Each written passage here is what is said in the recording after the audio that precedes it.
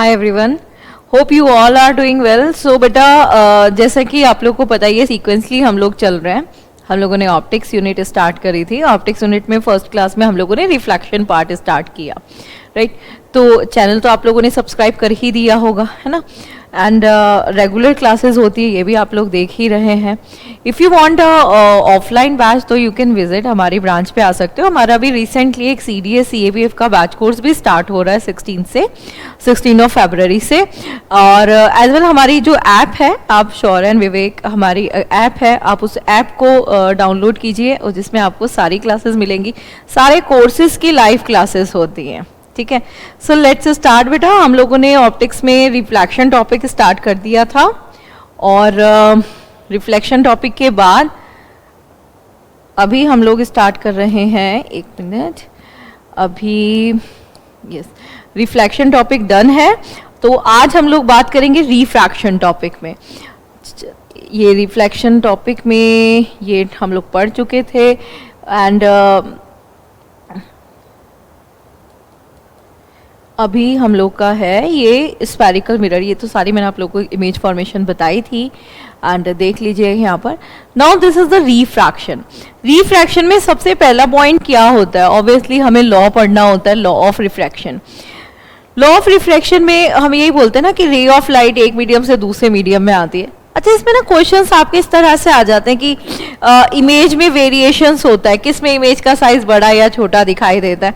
तो वो एक बहुत छोटी क्लास में हम लोग जब रिफ्रैक्शन स्टार्ट करते हैं तो हमें कैसे वैसे ही दिखाया जाता है ना कि if we have a glass of water and we put pen in it, तो क्या होता है, जो पानी के अंदर वाला पेन है या पेंसिल है वो उभरा हुआ टूटा हुआ दिखाई देता है। जानते हैं ऐसा क्यों होता है? क्योंकि आप एयर से देख रहे हो, है ना, एयर से रेज जा रही है पानी के अंदर। पानी के अंदर जाने पे क्या हो रहा है? स्पीड कम हो जाएगी। भाई एयर के कंपैरिजन में तो स्पीड कम हो जाएगी। कम का मतलब है लाइट थोड़ी देर तक रुकेगी एयर के कंपैरिजन में। मतलब एयर में बिल्कुल ऐसे गई, वाटर में ऐसे ऐसे गई। तो जब वाटर में स्पीड कम होगी तो हम किसी भी ऑब्जेक्ट को देख पाते हैं, that is only because of light. तो अगर लाइट की स्पीड कम है तो हमें वो जो ऑब्जेक्ट है, वो उसकी जो इमेज है वो अपने एक्चुअल साइज से लार्जर दिखाई देगी। यही एग्जाम्पल नहीं है, इसके और भी बहुत सारे एग्जाम्पल्स हैं। जैसे स्विमिंग पूल अपनी एक्चुअल डेप्थ से कम दिखाई देता है, या फिश अपनी एक्चुअल साइज से बड़ी दिखाई देती है।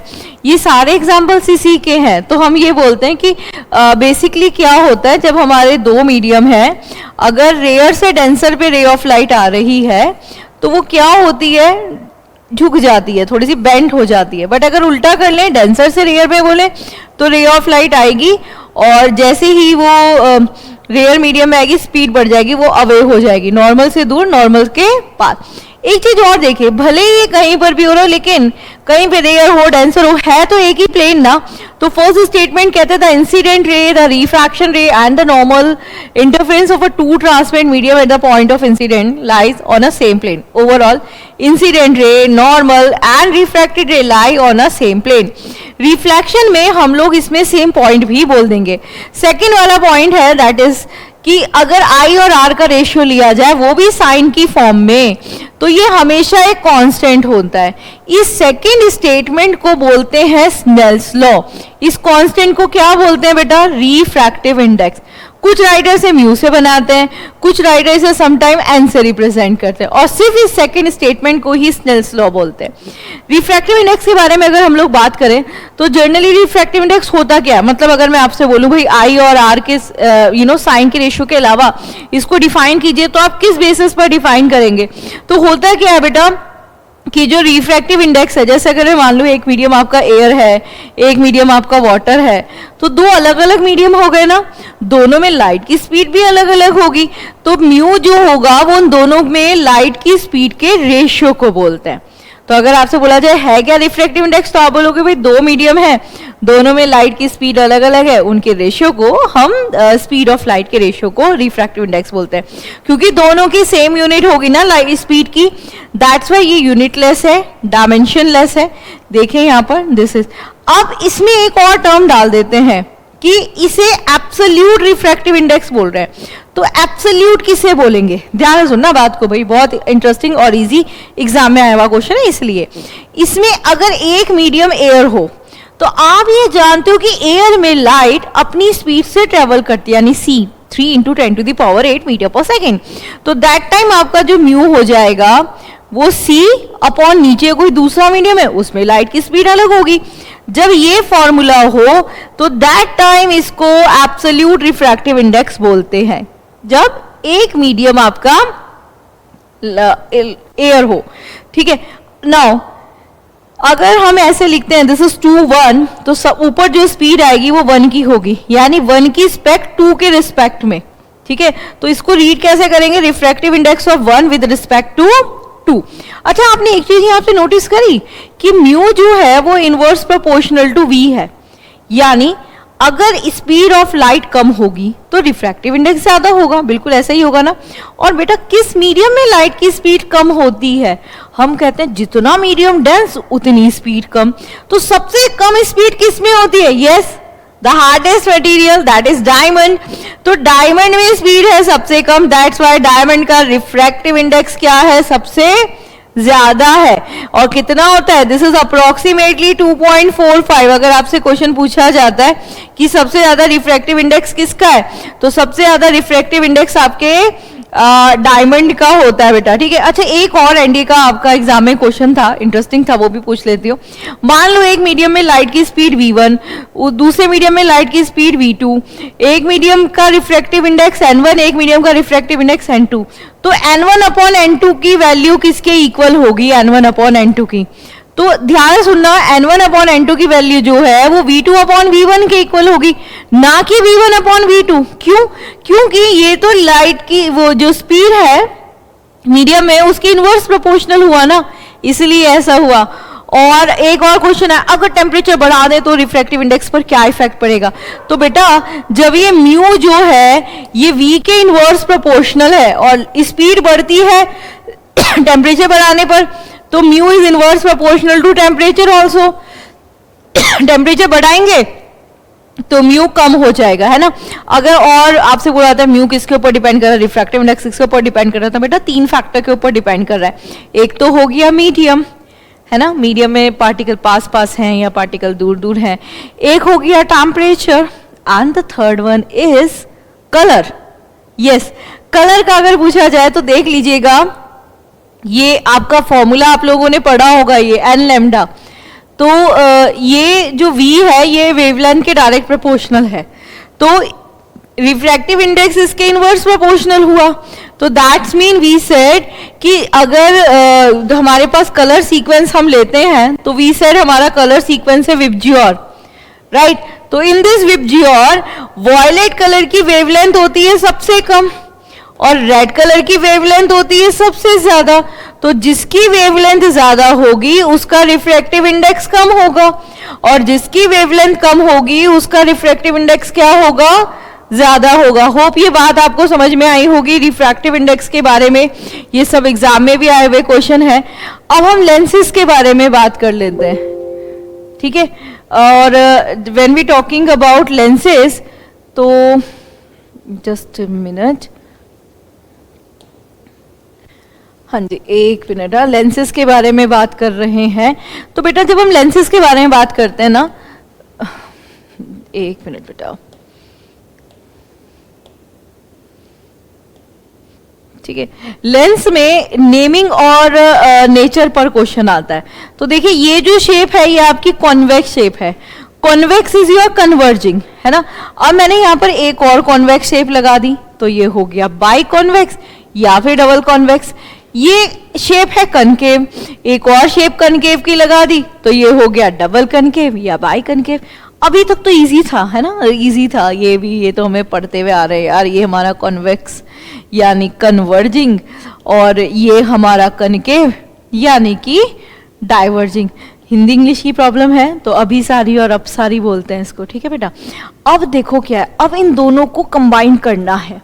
तो फर्स्ट वाली शेप ले ली कॉन्वेक्स की, ये रही, सेकंड वाली शेप ले ली कनकेव की। अब बताओ भाई इसका नाम क्या होगा। तो जो सेकंड वाली शेप होती है उसमें ओ लगा देते हैं, यानी कनकेवो, और फर्स्ट वाली शेप विच इज कन्वेक्स, है ना, इजी। फिर अगर हमने इस वाली शेप को ऐसे लिया और इस वाली शेप को ऐसे लिया, यानी फर्स्ट वाली शेप ले ली कनकेव की, सेकंड वाली शेप ले ली कॉन्वेक्स की, तो ये क्या हो गया बेटा, कन्वेक्सो कनकेव, है ना। सेम इसी तरह अगर आपको बोला जाए प्लेन की साथ, तो ये रहा और ये प्लेन लगा दिया, तो इसका नेमिंग क्या हो गया, this is your plano convex, है ना, and this is your plano concave, this is plano concave, है ना, कनकेव ही थी ये वाली शेप कनकेव हो गई, ठीक है। तो this is your plano concave, ठीक है, plano concave and the plano convex. I think name समझ में आ गया आपको, बहुत इजी है। देखो सेकंड वाली जो भी शेप होगी उसमें ओ लगा दो, सेकंड वाली जो भी शेप होगी उसमें ओ लगा दो। याद रखना कॉन्वेक्स की सेकंड शेप ऐसे होती है, कनकेव की सेकंड शेप ऐसे होती है, कॉन्वेक्स की फर्स्ट शेप ऐसे होती है, कनकेव की फर्स्ट शेप ऐसी होती है। दैट्स इजी ना, ओके। अब इसमें होता है एक lens making formula. Lens making formula होता है 1/f is equal to mu minus 1 into 1/r1 minus 1/r2। बेटा इन चारों ऊपर के कॉम्बिनेशन में तो फॉर्मूला यही लगेगा, लेकिन जब भी ये फॉर्मूला प्लेनो कॉम्बिनेशन के लिए आ जाएगा तो फॉर्मूला हो जाएगा 1/f is equal to mu minus 1 into 1/r। क्यों हो जाएगा, क्योंकि ये वाली जो रेडियस ऑफ कर्वेचर है ये हो जाएगी 0, है ना। क्यों हो जाएगी 0, क्योंकि प्लेन की रेडियस ऑफ कर्वेचर होती है इन्फिनाइट एंड 1/इन्फिनाइट गोज टू 0, दैट्स व्हाई ये फॉर्मूला हो जाएगा। लेंस फॉर्मूला होता है 1/f is equal to 1/v minus 1/u। Magnification का फॉर्मूला होता है ओनली v/u और hi/ho। बेटा यहाँ माइनस नहीं लगा, माइनस किस में लगता है, माइनस आपका लगता है मिरर वाले केस में, ठीक है। अब एक और लेते हैं, देखिए अभी होता क्या है कि जब हम अपने लेंस को किसी मीडियम में रखते हैं तो उसका इफेक्ट चेंज हो जाता है या उसका नेचर चेंज हो जाता है, नेचर में वेरिएशन आ जाता है या फिर उसकी पावर में, है ना, वो वेरी कर जाता है। तो हमने लेट करा एक मीडियम का रिफ्रैक्टिव इंडेक्स म्यू डैश और लेंस का रिफ्रैक्टिव इंडेक्स म्यू। तो हमने कहा कि वो कौन सी सिचुएशन है जब लेंस जो है वो इनविजिबल हो जाएगा। अब आप बोलोगे इनविजिबल कैसे, यस उसको इनविजिबल नहीं बोलते, उसे डिसअपीयर बोलते हैं। तो कब ये डिसअपीयर हो जाएगा, तो डिसअपीयर होगा अगर दोनों का रिफ्रैक्टिव इंडेक्स हो जाएगा सेम, क्योंकि क्या होगा बच्चे, पावर 0 हो जाएगी, फोकल लेंथ इन्फिनाइट हो जाएगी। पावर 0 जिसकी हो जाएगी उसको आप नेक्ड आई से नहीं देख पाते हो। जैसे अगर वो होती है ना, छोटी छोटी सी बॉल्स होती हैं, आजकल तो कलरफुल भी आती हैं छोटी, जिनको पानी में डाल के रखते हैं, स्वेल कर जाती है ना, तो जब वो पानी के अंदर होती हैं फूल जाती हैं तो आप देखो हमें वो दिखाई नहीं देती, बट होती हैं, है ना, जनरली। तो व्हाट वी सेड, वो कौन सा केस है जिसमें हम उसको नहीं देख पाते हैं, पावर 0 हो जाती है। इट्स अ केस इन विच दोनों का रिफ्रैक्टिव इंडेक्स सेम है। बट सोचो अगर मीडियम का रिफ्रैक्टिव इंडेक्स ज्यादा हो गया तो क्या होगा, that's a very important case, previous year question भी है। देखिए बेटा अगर मीडियम का रिफ्रैक्टिव इंडेक्स हुआ ज्यादा तो होगा ये कि जो भी आपका लेंस है ना उसकी पावर कम हो जाएगी, फोकल लेंथ बढ़ जाएगी और lens change it's nature, change it's nature. Nature बोले तो मतलब अगर कन्वर्जिंग था तो डाइवर्जिंग, अगर डाइवर्जिंग है तो कन्वर्जिंग। कुछ एग्जांपल्स से बात कर लेते हैं। देखो बच्चे ये है आपके पास एक मीडियम, हमें नहीं पता मीडियम क्या है, but we said yes it is a medium. इस मीडियम का रिफ्रैक्टिव इंडेक्स हमने ले लिया n1, ओके। इसमें रखा हमने अपना ये लेंस जिसका रिफ्रैक्टिव इंडेक्स लिया n2। अब हमें ये पता है कि ये लेंस तो हमारा कन्वर्जिंग है, कॉन्वेक्स है ना। अब इसको हमने n1 मीडियम में रख दिया, we don't know about the medium anything. अब हमने देखा कि यार जब रे ऑफ लाइट आई और इस लेंस ने क्या करा, डाइवर्ज कर दिया, मतलब लेंस ने अपना नेचर चेंज किया। कब करता है लेंस अपना नेचर चेंज, जब मीडियम का रिफ्रैक्टिव इंडेक्स लेंस से बड़ा होगा। तो अगर आपसे बोला जाता है what is the conclusion behind it, तो आप बोलोगे कुछ नहीं भाई, n1 जो है वो ग्रेटर है n2 के, ठीक है। एग्जाम में क्वेश्चन आया था आपका कि एयर बबल का नेचर क्या होता है। एयर में, एयर बबल का, एयर में जो नेचर होता है वो कॉन्वेक्स होता है और उसको पानी के अंदर डाल देते हैं ना, एयर बबल पानी के अंदर चलाते हैं तो वो कॉनकेव बन जाता है। तो क्यों बना वो कॉनकेव? अब तो आपको रीजन पता है ना। आप बोलोगे कि वाटर का रिफ्रैक्टिव इंडेक्स ज्यादा था एयर के कंपैरिजन में, इसलिए जो आपका जो एयर बबल है जिसका नेचर कन्वर्जिंग है वो क्या हो गया, डाइवर्जिंग हो गया। ठीक है। एंड इसमें जर्नली जो पॉइंट्स थे ये नेचर वाले, इसमें ये 2 पॉइंट हो गए, एक थर्ड पॉइंट रहता है वो भी डिस्कस कर लेते हैं। मान लो कि लेंस का नेचर वो रिफ्रैक्टिव इंडेक्स बढ़ा है मीडियम से, कुछ तो इफेक्ट पड़ेगा ना। इफेक्ट क्या पड़ेगा? इफेक्ट ये पड़ेगा बेटा कि जो लेंस है उसकी पावर पहले से कम हो जाएगी, फोकल लेंथ बढ़ जाएगी, वी सेट। अरे ये तो यहां पर भी हुआ था, यानी इसमें सिर्फ यही चेंजेस होगा, नेचर चेंज नहीं होगा। ठीक है, सिर्फ और सिर्फ क्या होगा, यही चेंजेस होगा, नेचर में कोई चेंजेस नहीं आएगा। होप बात समझ में आई होगी आपको। अच्छा, इसके अलावा डिस्पर्सन पर आता है क्वेश्चन। तो डिस्पर्सन में वैसे तो बहुत डिटेल टॉपिक है, बट हम एग्जाम पॉइंट ऑफ व्यू से सिर्फ इसके एप्लीकेशन रिलेट करते हैं क्वेश्चन पढ़ेंगे।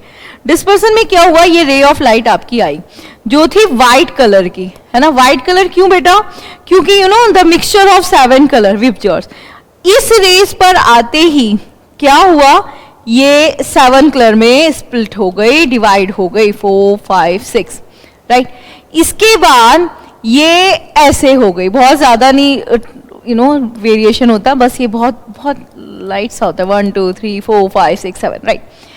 इसमें रेड कलर सबसे ऊपर आता है, वॉयलेट कलर सबसे नीचे आता है। एग्जाम में पूछा जाता है कि किस कलर का डिस्पर्सन सबसे ज्यादा हुआ, किस कलर का डिस्पर्सन सबसे कम हुआ।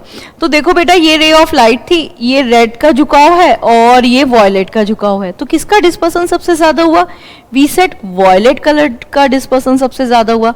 किसका सबसे कम हुआ? रेड का हुआ। रेड की तो वेवलेंथ ज्यादा होती है, यानी ये जो आपकी फिनोमिना है जिसे हम डिस्पर्सन कहते हैं, ये इनवर्स प्रोपोर्शनल है वेवलेंथ के और डायरेक्ट प्रोपोर्शनल है रिफ्रैक्टिव इंडेक्स के। एक चीज और याद रखिएगा, ये प्रिज्म के साइज पे डिपेंड नहीं करती, ना ही प्रिज्म के एंगल्स पे डिपेंड करती है। दिस इज प्रिज्म एंगल, ये इस पे भी डिपेंड नहीं करती। तो ये डिपेंड किसके ऊपर करती है? ये सिर्फ इस एंगल के ऊपर डिपेंड करती है कि किस एंगल के साथ इंसिडेंट हुआ, और ये एंगल ही नहीं, इसके अकॉर्डिंग रिफ्रैक्टिव एंगल में भी। तो आप लोग ये देखेंगे ऑप्शन में कि इंसिडेंट एंगल है या फिर रिफ्रैक्टिव एंगल है। ठीक है, ये इन्हीं के ऊपर डिपेंड करेगी बेटा, ना तो प्रिज्म एंगल के ऊपर, ना बेस एंगल के ऊपर, ना ही द साइज ऑफ प्रिज्म। बात समझ में आ रही है बेटा? और क्वेश्चन आता है आपके एग्जाम में TIR पर। तो अगर हम TIR के बारे में बात करते हैं तो TIR की फुल फॉर्म क्या है? That is total internal refraction, है ना। TIR में हम ये बोलते हैं कि रे ऑफ लाइट हमेशा डेंसर से रेयर पे जानी चाहिए और क्रिटिकल एंगल से ज्यादा होना चाहिए आई। अगर आपको नहीं पता क्रिटिकल एंगल क्या है तो आपको बता देती हूँ बेटा, वो क्रिटिकल एंगल होता है जब आपकी रे ऑफ लाइट डेंसर से रेयर पर जाती है। तो ये तो हमने नॉर्मल ड्रॉ कर दिया, ये हमारी रे ऑफ लाइट आई और ये रेयरेस्ट मीडियम में एंटर कर रही थी, बट हुआ क्या कि इतनी डेंसर में उसके एनर्जी लॉस हो गया कि वो ऐसे निकल गई, यानी उसने रिफ्रैक्टिव एंगल बना दिया 90 डिग्री का। तो जब रिफ्रैक्टिव एंगल 90 डिग्री बन जाए उस टाइम जो भी इंसिडेंट एंगल होगा उसे हम बोलेंगे क्रिटिकल एंगल, राइट। तो क्रिटिकल एंगल किसके ऊपर डिपेंड, क्रिटिकल एंगल क्या है? क्रिटिकल एंगल वो इंसिडेंट एंगल है जो रिफ्रैक्टिव एंगल को क्या बना दे, 90 डिग्री बना दे। Critical angle this is mu is equal to 1/sin c, ये इसका रिलेशन है। और एक बात याद रखिएगा, आइसोलेटेड जो प्रिज्म होता है उसका क्रिटिकल एंगल जो है वो 45 डिग्री होगा। ठीक है, उसमें आपको वैल्यू पूछी जाती है उसका रिफ्रैक्टिव इंडेक्स की, तो आप लगा देंगे ना 1/sin c, 45 डिग्री √2, है ना। ओके, अब TIR में और क्या क्या कंडीशन हो गई? एक तो ray of light denser to rare आएगा, एक आपका आई जो है वो क्रिटिकल एंगल से ज्यादा होगा, यानी रिफ्रैक्टिव एंगल भी 90 डिग्री से ज्यादा होगा, है ना। थर्ड क्या होगा? TIR हमेशा सेम मीडियम में होगा, बट कहीं पर क्या होगा, डेंसर होगा, कहीं पे रेयरेस्ट होगा। तो हम ये सोचो अगर एक ही मीडियम पे कहीं डेंसर हो रहा है कहीं रेयरर हो रहा है, तो इसका मतलब ये जरूरी है कि वहां पे टेम्परेचर में वेरिएशन हो रहा होगा, तभी तो ऐसा हुआ है। एंड नेक्स्ट इसमें अगर जब भी हम एग्जाम्पल्स की बात करते हैं तो ब्राइटनेस ना बहुत ज्यादा होती है, ओवर ब्राइटनेस होती है। जैसे डायमंड के अंदर क्या है, ओवर ब्राइटनेस है ना। तो अगर आपसे बोला जाता है कि डायमंड के अंदर ओवर ब्राइटनेस है तो we said yes it is because of TIR।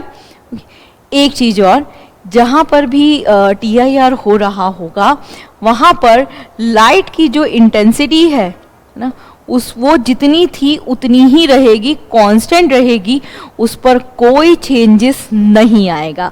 Examples क्या है TIR के? TIR का एग्जाम्पल है आपका mirage, looming, optical fibre. Optical fibre पर क्वेश्चन आता है, ऑप्टिकल फाइबर किसकी मटेरियल की बनी होती? तो बेटा ये ग्लास की बनी होती है, और ग्लास भी कौन से वाला? Flint glass. फ्लिंट ग्लास ही क्यों? क्योंकि फ्लिंट ग्लास एक ऐसा ग्लास है जिसमें लाइट की जो रिफ्रैक्टिव इंडेक्स है वो सबसे ज्यादा है। दैट इज द रीजन कि सस्ता भी मिलता है ये हमें, हमारे बल्ब में, हमारी टेस्ट ट्यूब में, प्रिज्म में, ये सब बना हुआ होता है आपका फ्लिंट ग्लास का, ठीक है। एंड जो ऑप्टिकल फाइबर होती है वो 100% डेटा यूज करती है, यानी जितनी भी मेडिकल फील्ड्स हैं जिसमें हमारी बॉडी के अंदर रेज डाली जाती है उसमें हम लोग ऑप्टिकल फाइबर यूज करते हैं। एंड आजकल तो हम लोग ये इंटरनेट में भी करते हैं ना, मतलब जो हमारी फाइबर नेट्स वाली हम लोग बात करते हैं फाइबर, उसमें भी हमारी यही तो होती है ऑप्टिकल फाइबर, यानी डेटा का लॉस ही कम होता है और स्पीड बढ़िया रहती है, ठीक। तो आज की क्लास में हम लोग इतना ही करते हैं बेटा। ये रिफ्रैक्शन के कुछ इंपॉर्टेंट टॉपिक डिस्कस किए। नेक्स्ट क्लास में मैं आप लोग को ह्यूमन आई के बारे में बताऊंगी और साथ में ऑप्टिक्स के कुछ पास्ट ईयर क्वेश्चंस भी डिस्कस करेंगे, ठीक है। तो डाउट हो तो प्लीज़ बताइएगा एंड कमेंट करके रिस्पॉन्स जरूर दीजिएगा क्लास का। थैंक यू, जय Hind. Thank you very much for watching this video, और इस चैनल को डेफिनेटली सब्सक्राइब करें जिससे आपको इस तरह का कंटेंट मिलता रहे। और इसके साथ आप प्ले स्टोर से शौर्य और विवेक नाम का ऐप भी डाउनलोड कर सकते हैं, जहां पर आपको इस तरीके का डिफेंस का कंटेंट, SSB का कंटेंट भी मिलेगा। जय हिंद।